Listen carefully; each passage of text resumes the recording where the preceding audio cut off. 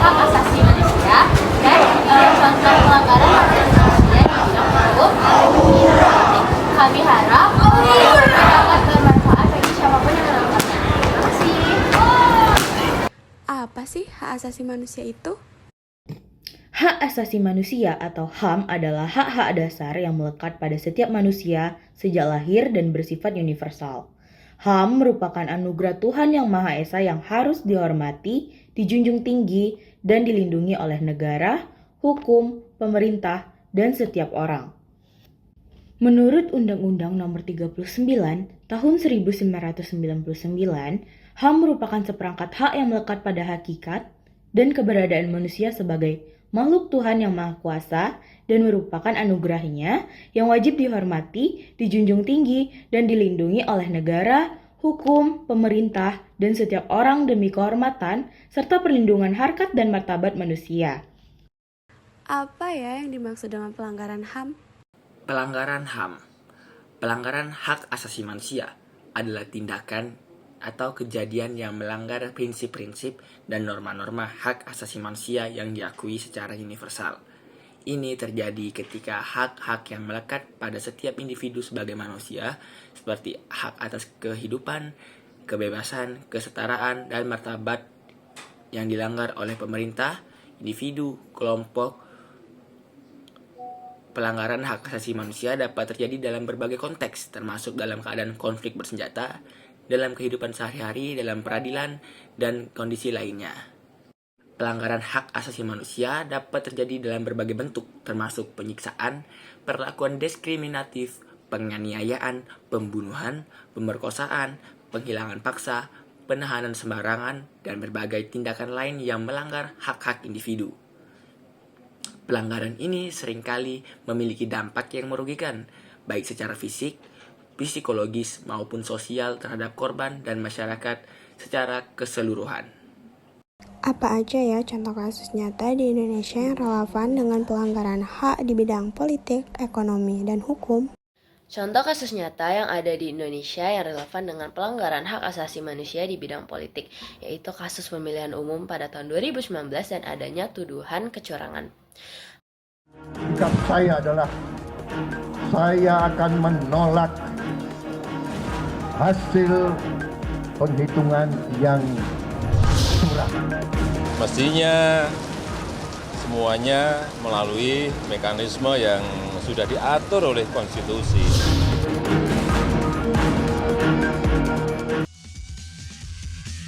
Selamat malam pemirsa, Anda menyaksikan Prime Talk Tajam Mendalam bersama saya Fitri Megantara. Siasat Prabowo tolak hasil Pilpres menjadi topik utama untuk malam hari ini. Kubu Prabowo Subianto Sandiaga Uno terus berupaya mencari celah untuk menolak hasil pemilihan presiden 2019. Prabowo terus menyatakan adanya dugaan kecurangan dalam pemilu 2019. Bahkan Prabowo dan Badan Pemenangan Nasional menegaskan akan menolak hasil pemilu yang akan diumumkan oleh KPU RI pada 22 Mei mendatang. Meski begitu, tim kampanye nasional Jokowi Kiai Haji Maruf Amin menemukan sejumlah kejanggalan terkait tudingan kecurangan yang dilontarkan oleh kubu Prabowo. Apa kejanggalan yang menurut versi TKN? Kita simak bersama datanya berikut ini terlebih dahulu. Ya, dikatakan ada tudingan penggelembungan DPT di Jawa Timur. Di Pilkada Jawa Timur 2018 ada 9,5 juta suara sah.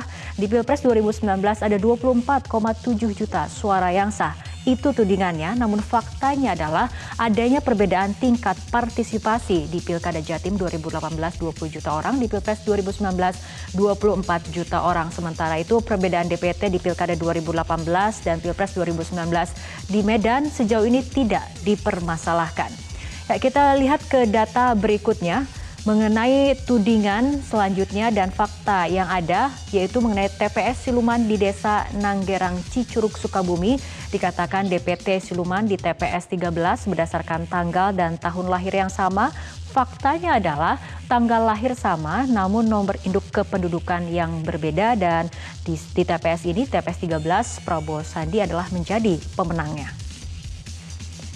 Kita akan berlanjut ke informasi berikutnya mengenai kejanggalan klaim kemenangan 54,24% Prabowo Sandi. Ini kita lihat sumbernya adalah di Carta Politika. dari catatan Politika mengatakan tidak ada bombastis ataupun tidak ada data yang bombastis dari BPN.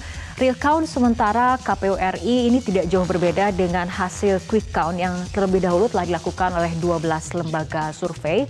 Dan juga kubu BPN sebelumnya di masa-masa pada saat KPU baru saja ataupun Pilpres baru saja selesai di 17 April lalu pernah melakukan klaim kemenangan 62%, namun kemudian tidak dijelaskan karena di awal menyatakan 62%, tapi kemudian belakangan akhir-akhir ini kita kemudian sudah mendengar bahwa klaim kemenangan berubah menjadi 54%, di mana dikatakan klaim kemenangan 54,25% itu berdasarkan dari data masuk C1 yang baru mencapai 50,91%. Dan kemudian ketika data dijumlahkan ini jumlahnya lebih dari 100%. Tidak hanya itu, ada juga upaya-upaya untuk mendelegitimasi hasil pemilu 2019 yang dilakukan oleh kubu Prabowo Sandi. Ini ada yang mengatakan tolak hasil quick count, kemudian wacana people power, dan kemudian ada pernyataan akan menarik saksi di KPU pada saat pleno rekapitulasi. Kemudian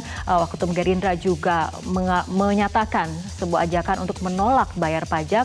Dan akhirnya ketika kemudian menolak hasil pemilu, dari BPN juga mengatakan menolak gugatan ini dibawa ke MK. Ya, itu tadi adalah mengenai upaya-upaya delegitimasi hasil pemilu 2019. Pada pemilu 2019, Indonesia menghadapi situasi politik yang memanas karena adanya tuduhan kecurangan dalam proses pemilu.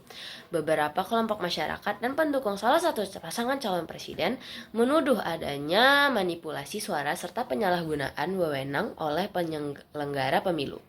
Tuduhan ini menimbulkan aksi protes besar-besaran di Jakarta yang memuncak pada kerusuhan 21 hingga 22 Mei 2019, di mana beberapa orang tewas dan ratusan lainnya terluka parah. Pelanggaran hak politik. Ada dugaan pelanggaran terhadap pasal 28D ayat 3 yang memberikan hak warga negara untuk memperoleh kesempatan yang sama dalam pemerintahan. Tuduhan kecurangan pemilu meskipun tidak terbukti dalam sidang Mahkamah Konstitusi mencerminkan kekhawatiran tentang integritas proses demokrasi.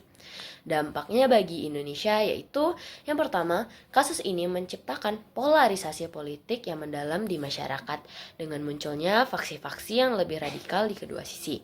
Lalu yang kedua, kepercayaan masyarakat terhadap pemilu sempat menurun dan stabilitas politik sempat terganggu. Lalu contoh kasus nyata di bidang ekonomi apa ya? Kasus Lapindo berantas tahun 2006. Semburan lumpur Lapindo di Sidoarjo, Jawa Timur yang dimulai pada tahun 2006 menjadi salah satu bencana industri terbesar dalam sejarah di Indonesia. Nah, lumpur panas terus menyembur dari sumur pengeboran milik PT Lapindo berantas, menggenangi desa-desa, rumah-rumah, serta lahan pertanian, menyebabkan ribuan warga harus mengungsi dan kehilangan pekerjaannya, serta tidak luput juga hilangnya sumber penghidupan mereka. Pelanggaran hak ekonomi. Yang pertama adalah hak warga atas pekerjaan dan penghidupan layak dilanggar karena mereka kehilangan rumah, lahan, dan pekerjaan akibat kelalaian perusahaan.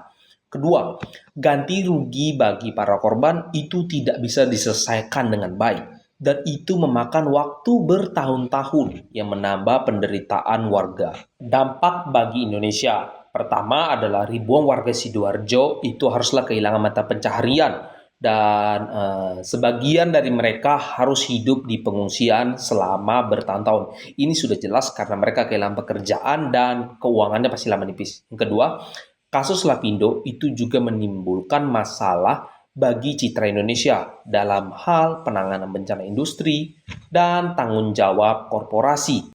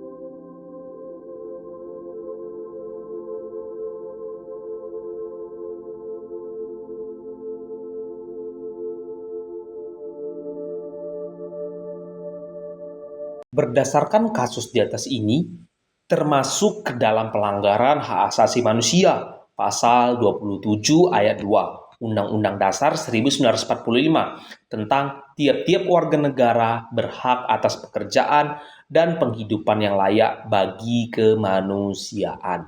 Nah, kalau di bidang hukum apa ya contohnya? Kasus penangkapan aktivis Papua dari Komite Nasional Papua Barat atau KNBP, Agus Kosai dan Beni Murib, pada awal tahun 2024. Keduanya dihukum karena terlibat dalam insiden pada Agustus 2023 yang melibatkan tuduhan penghasutan dan penganiayaan. Pengadilan Distrik Jayapura menjatuhkan hukuman 1 tahun penjara untuk Agus Kosai dan 10 bulan untuk Beni Murib. Aktivis ini dikenal memperjuangkan hak penentuan nasib sendiri melalui aksi damai di Papua, dan penangkapan mereka dianggap sebagai bentuk kriminalisasi terhadap kebebasan berpendapat dan berkumpul. Pelanggaran hukum. Yang pertama, ada proses penangkapan dan persidangan dianggap tidak transparan dan tidak adil, mengindikasikan penyalahgunaan kekuasaan oleh aparat hukum. Yang kedua, ada tindakan penegak hukum mencerminkan pemidanaan terhadap mereka yang menyuarakan tuntutan politik secara damai yang merupakan pelanggaran terhadap hak asasi manusia. Dampaknya bagi Indonesia yaitu meningkatnya sorotan terhadap pelanggaran hak asasi manusia di Papua yang dapat merugikan hubungan diplomatik Indonesia. Penangkapan ini dapat memperburuk ketegangan sosial dan politik di Papua, berpotensi memicu konflik lebih lanjut, menimbulkan ketakutan di kalangan aktivis yang bisa mengurangi partisipasi dalam gerakan sosial dan protes damai. Polda Papua diketahui telah menangkap Ketua Komite Nasional Papua Barat Agus Kosai. Agus disangkakan menjadi dalang aksi massa berujung ricuh di Jayapura, Papua. Menurut Kapolda Papua Irjen Pol Rudolf Albert Roja, Agus Kosai ditangkap di kawasan Sentani saat sedang dibonceng sepeda motor. Selain mengamankan Ketua KNPB, Polda Papua juga mengamankan rekan Agus yakni Doni Itlay yang merupakan anggota KNPB. Bersamaan dengan penangkapan ini, sepeda motor yang dikendarai tersangka diketahui merupakan sepeda motor curian. Polda Papua masih terus mengembangkan dugaan tersangka baru terkait aksi massa berujung ricuh di Papua. Kira-kira jam 18 ditangkap oleh tim gabungan untuk mempertanggungjawabkan perbuatannya. Sudah ditetapkan sebagai tersangka? Ya, karena dia adalah DPO. Dia DPO, kemudian mereka juga menggunakan sepeda motor hasil curian. Dia terlibat dalam aksi-aksi yang kemarin. Akan mencari dan kita akan mengembangkan terus. Ya, jadi yang melakukan kemarin dia harus mempertanggungjawabkan perbuatannya. Berdasarkan kasus tersebut ini, termasuk pelanggaran hak asasi manusia pasal 28E ayat 3 UUD NRI 1945 yang menjamin kebebasan berserikat, berkumpul, dan menyampaikan pendapat. Kasus ini mencerminkan pembatasan terhadap hak-hak tersebut di wilayah Papua yang seringkali menjadi area sensitif bagi pemerintah. Jadi, kita dapat mengambil kesimpulan, yaitu hak asasi manusia yang disebut menjadi HAM adalah hak dasar yang melekat pada setiap individu secara universal dan tidak dapat dicabut. Pelanggaran HAM terjadi ketika hak-hak seperti kehidupan, kebebasan, dan kesetaraan dilanggar, seperti 3 kasus yang telah disebutkan. Ketiga kasus tersebut mencerminkan berbagai pelanggaran hak asasi manusia yang terjadi di Indonesia, baik di bidang politik, ekonomi, maupun hukum. Tuduhan kecurangan dalam pemilu 2019 menunjukkan kekhawatiran akan integrasi demokrasi dan pelanggaran terhadap hak politik warga negara. Sementara, bencana lumpur lapindo menyoroti pelanggaran hak ekonomi yang berdampak luas pada kehidupan masyarakat. Selain itu, penangkapan aktivis Papua menggambarkan upaya pembatasan terhadap kebebasan berpendapat dan berkumpul yang menciptakan ketegangan sosial. Secara keseluruhan, kasus-kasus ini menegaskan perlunya perlindungan dan penegakan hak asasi manusia yang lebih kuat untuk menjamin keadilan dan kesejahteraan seluruh warga negara. Oke teman-teman dan Ibu Yurisna, terima kasih sudah menonton video kami dari awal hingga akhir. Semoga video kami dapat berguna dan bermanfaat bagi kita semua. Jadi kami akhiri dengan Wassalamualaikum warahmatullahi wabarakatuh.